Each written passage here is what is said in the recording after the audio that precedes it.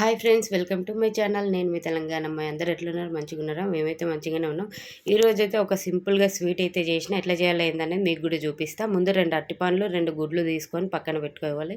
ఇప్పుడు గ్యాస్ వెలిగించి ఒక కడాయి పెట్టుకొని దీనిలో సగం కప్పు వరకు చక్కెర వేసుకోవాలన్నమాట.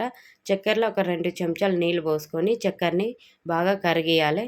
ఎట్లా అంటే మొత్తం బ్రౌన్ కలర్ వచ్చేటట్టు కరిగించుకోవాలన్నమాట. ఇట్లా వచ్చిన తర్వాత దీన్ని మనం ఏదైతే కేక్ లాగా చేసుకుంటామో ఆ ప్యాన్లో పోసుకోవాలి. ఇక్కడ నేను పోసుకుంటున్నా చూడండి అట్లా. దీన్ని పక్కన పెట్టేసుకోవాలి. ఇప్పుడు ముందుగా 2 అరటిపండ్లు తీసుకున్నాం కదా, వాటిని చిన్న చిన్నగా కట్ చేసుకొని ఇట్లా మిక్సీ జార్లో వేసుకొని 2 గుడ్లు పలగొట్టుకొని దీనిలో వేసుకోవాలన్నమాట. ఇప్పుడు ఇందులో ఒక 3 లేదా 4 యాలకులు వేసుకోవాలి. ఒక 3 చెంచాల వరకు చక్కెర వేసుకోవాలి. ఒక కప్పు వరకు కాచి చల్లార్చిన పాలు పోసుకోవాలి.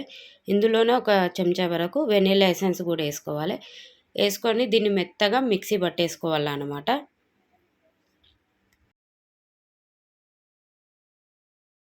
ఇట్లా మిక్సీ పట్టేసుకున్న తర్వాత మనం ముందుగా రెడీ చేసి పెట్టుకున్నాం కదా ఒక కేక్ ప్యాన్లో చక్కెర క్యారమెల్, ఇదంతా ఇప్పుడు దీంట్లో పోసుకోవాలన్నమాట.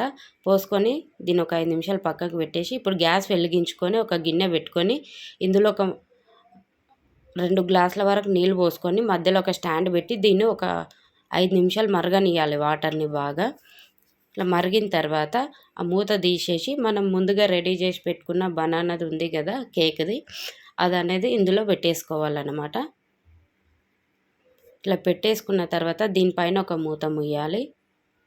మళ్ళీ దీనిపైన ఇంకొక మూత కూడా ముయ్యాలి. మూసిన తర్వాత మంటని సిమ్లో పెట్టుకొని దీన్ని కనీసం 30 నిమిషాలైనా ఉడికించుకోవాలన్నమాట.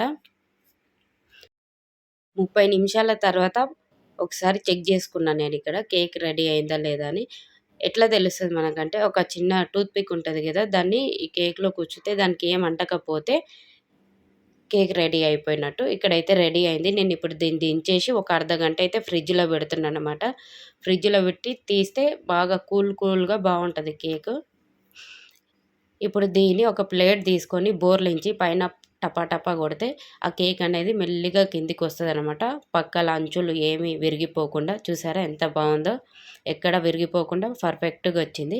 ఇప్పుడు దీన్ని మనం ఎట్లా కావాలంటే అట్లా కట్ చేసుకొని తినొచ్చు అన్నమాట.